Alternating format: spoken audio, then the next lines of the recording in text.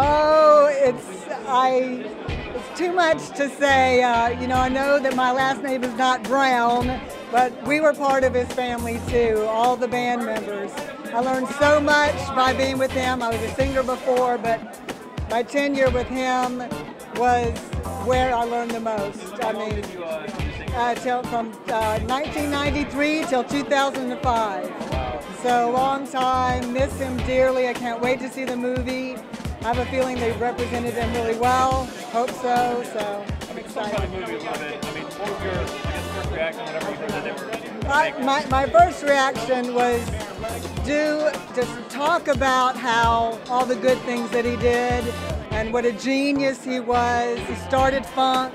He started On the One. He started a movement, and he did so much for black people in America, and then by the time I got in, it was all people. It wasn't a color. We were all one, and I love him for that. What do you think he would say about this? I think he would be really proud and very, very happy. I really, really do. I think he's watching.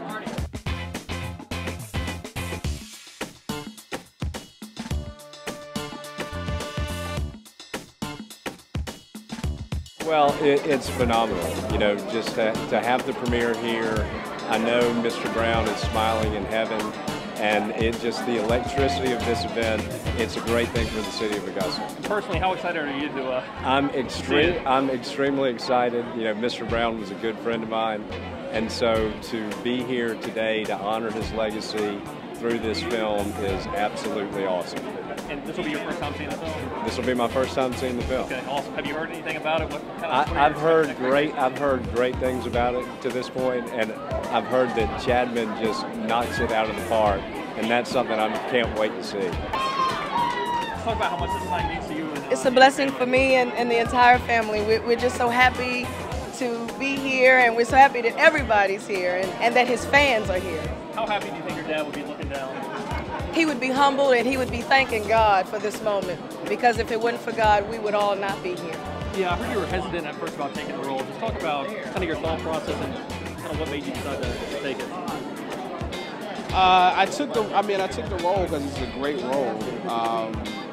But I guess I had it to see what it was gonna look like and how much work. It's really an assessment of how much work it would be, and I had to see what it would be like to put the wigs on and to wear the clothes that he wore. So it was just a combination of everything. And so I think once I saw the team that they put together for the movie, it was like, if everybody's gonna be on their A game, I have to bring my A game too. It means a lot to me to be here and I know a lot of people wanted to see this happen, and didn't think it would ever happen. So just to be part of that thing that was almost impossible.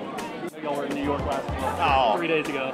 It's the perfect cherry on the top. It was very fitting to come back to the Apollo where Mr. Brown performed for decades and recorded his famous album. But then this is what we had to do. We had to come back to Augusta. Chad and I were here a year ago meeting with the Brown family, and it just seemed appropriate, and we're so happy to be here. I know there was talk that the movie might never be made. Talk about you coming on as director and kind of your thought process and how it kind of all came about. Well, it was just a very serendipitous thing, and that's kind of how movies happen sometimes. It's a miracle when they get made. There's so many obstacles against it. But I happened to just read the script at the right time, and I called and said I wanted to come on board, and Mick Jagger and Brian Grazer invited me, and then we just all had this sense of, oh my gosh, it might happen this time. Don't look back, and we just pushed the rock up the hill.